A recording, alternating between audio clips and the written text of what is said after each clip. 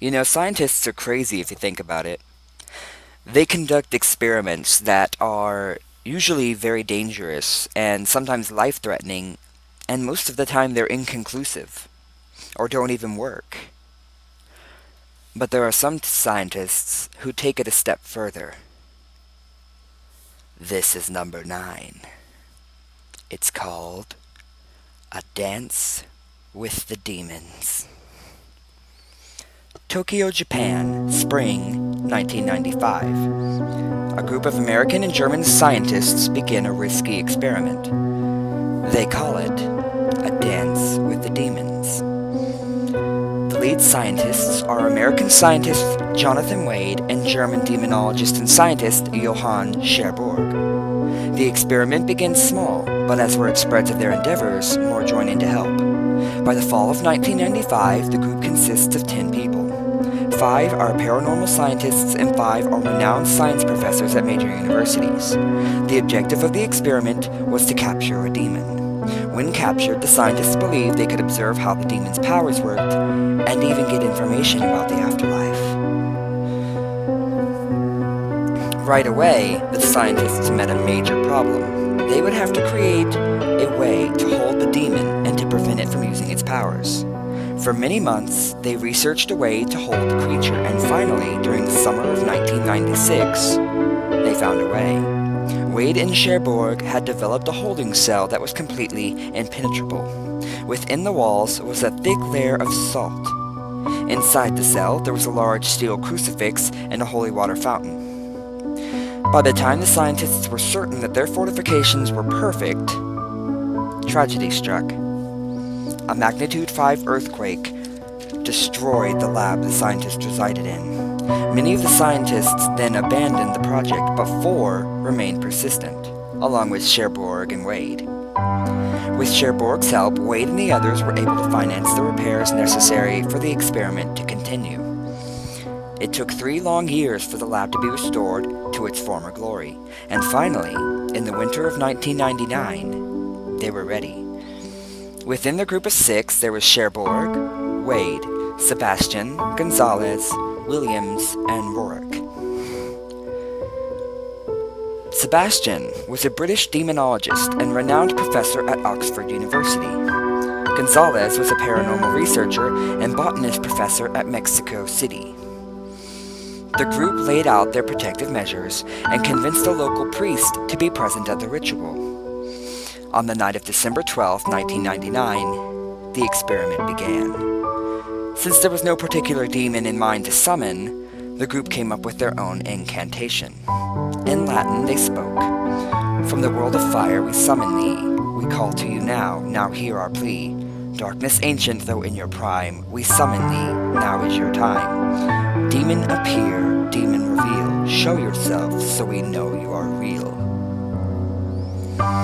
The lights began to dim, and the scientists looked at each other with somewhat worried looks. None of them thought it would really work. The lights began to explode one by one until they were shrouded in total darkness. Nobody spoke, and soon, a light appeared. It came from the holding cell. A bright orange-red light shone from the middle of the room. Soon, the light took form. The ritual had worked, and there now stood a fiery creature on the other side of the glass. "Why have you summoned me here?" said the demon. "Fascinating," mouthed Scherborg. "What is your name, demon?" he said. "Gomedinti somniorume," replied the hellish beast. One of the scientists quietly whispered to himself, "The Eater of Dreams." Scherborg spoke again. "Where do you hail from?" "From the depths of the land of nightmares." "Who is your master?" "I am ruled by none, for you created me." "I'm afraid I don't understand. We created you?" "Man created me. I am your fear. I feed on the fear of humankind. I am the one who creates the things that you fear." "We do not fear you, demon. You are but a prisoner now. You have no power here." The demon laughed and gave Scherborg a menacing grin. You think these things will hold me? The demon thrashed about in the cell, hitting the doors and clawing at the window. What is this? Screamed the demon. That room is lined with a thick layer of salt. You cannot escape. The only escape you can hope for is if I, or one of them, releases you. Clearly angered, the demon growled. What do you want? We have questions. You have answers. If you cooperate, we will release you. Very well. You will get the info you seek. For a price. Having been a demonologist, Cherbourg knew his price. A soul? Indeed. The group of scientists looked at each other with looks of worry on their faces. They knew that the demon would ask for a soul, but they had not discussed who it would be. Cherbourg knew he couldn't be chosen. If he died, the others would surely not be able to obtain useful, truthful information from the creature. Cherbourg came up with a plan. He had the other 5 scientists all sit in a circle and draw numbers from a hat. The highest numbers would be safe. Whoever got number 1 would be sacrificed. First up was Sebastian. He drew the number 7. Next was Wade. He drew 6. Gonzalez drew 2. Williams drew 3. Last was Rourke. He knew he would be sacrificed. He bolted for the door, but Cherbourg sedated him with an animal tranquilizer.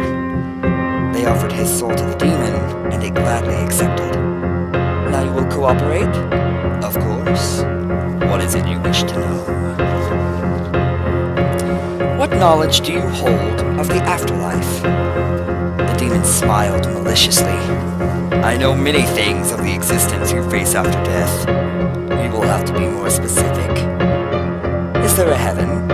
Oh yes. But not for you. What do you mean?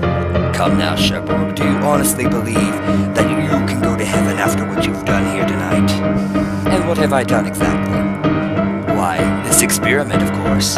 God doesn't take kindly to those who turn to demons for help. Since no heaven exists for you, what's to stop me from dragging each and every one of you to hell when I get out of here?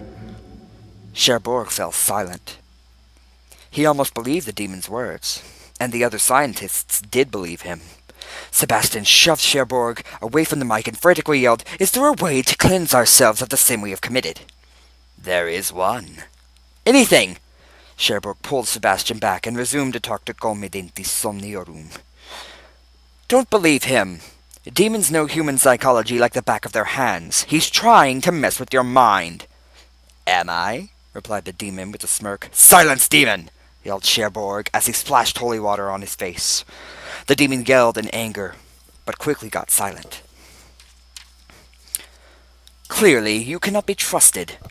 Sebastian, you're a demonologist. You know how he loves to play mind games. Are you sure we can count on you to not go off the deep end? You're right. I'm sorry, Johann. I'll let you handle this. Good. Now back to our discussion. Demon, if you don't give us what we believe to be truthful information, we will punish you. You will hear what I feel you deserve to hear, screamed the beast. This earned him a large splash of holy water. Another screech of pain came from the demon. That's enough for today. We'll continue this in the morning. With that, all the other scientists left the room. Later that night, while the others slept, Sebastian crept back to the demon's cell. The Dream Eater had been expecting him. A vile grin spread across his face. Demon, I have a question. You wish to know about the way to cleanse yourself? Yes, what is it? I'll tell you. On one condition. Anything. Release me from my imprisonment. I can't. You would kill me. I will spare you if you release me. The demon had him under his spell. Sebastian thought and slowly started to reach for the release switch. Luckily, Cherbourg had gotten up for a midnight snack when he spotted Sebastian. Sebastian, no!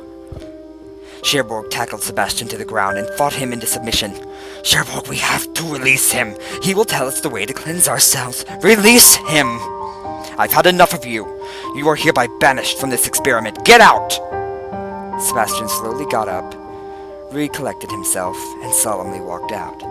When he had gone, Cherbourg spoke to the demon. "Try that again, and we'll never let you leave." "Watch your tongue, Professor. Don't threaten a demon."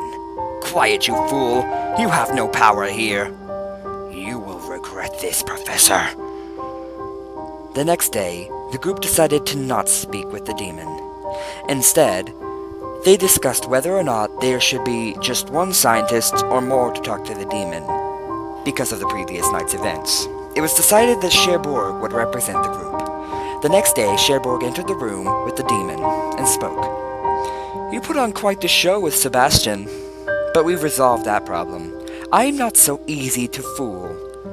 Now, tell me, how did you acquire your powers?"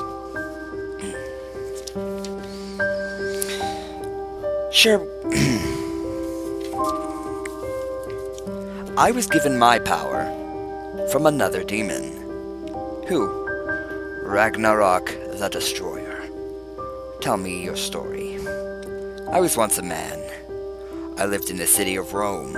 I was a feared warrior and a loyal soldier. I became too powerful, though. Caesar was afraid I would overthrow him, so he had me beheaded. In death, I was visited by a demon. He called himself Ragnarok the Destroyer. He offered me the chance to exact vengeance on my enemies.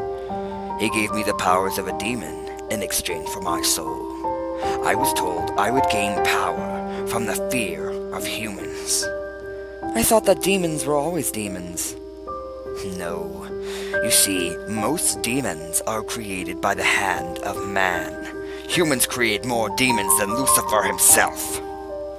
"So what was the catch?" "What catch?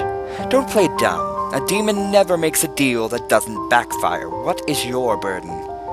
"My deal had no strings attached. You waste your time." "You'll break eventually." "Not if you do first."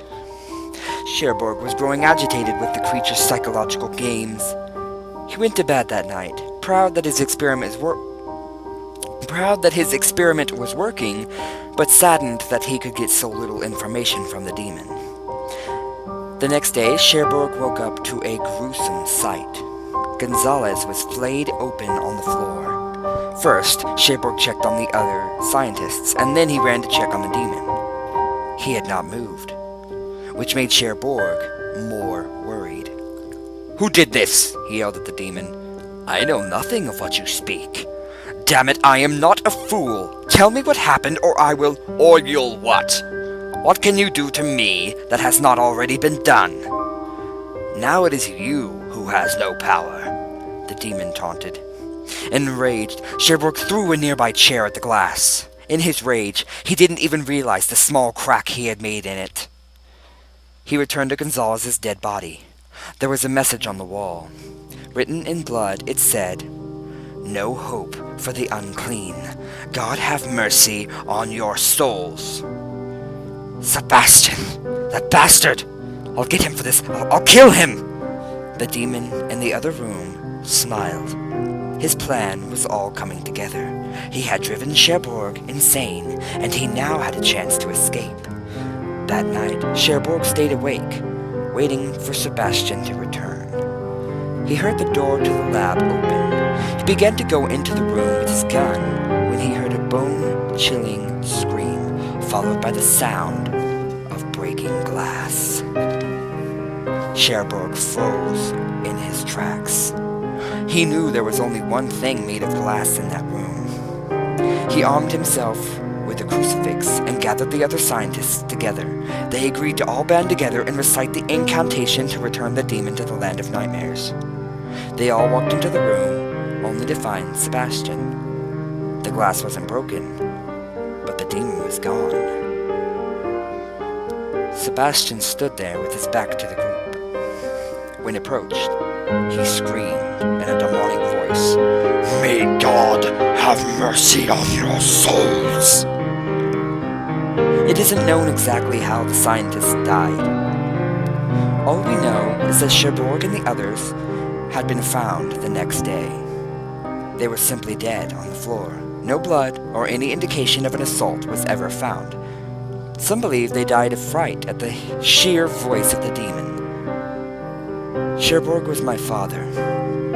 I personally believe they died of lack of food. They never left that damn lab. I don't believe in the occult, so I'm not worried about this whole demon thing.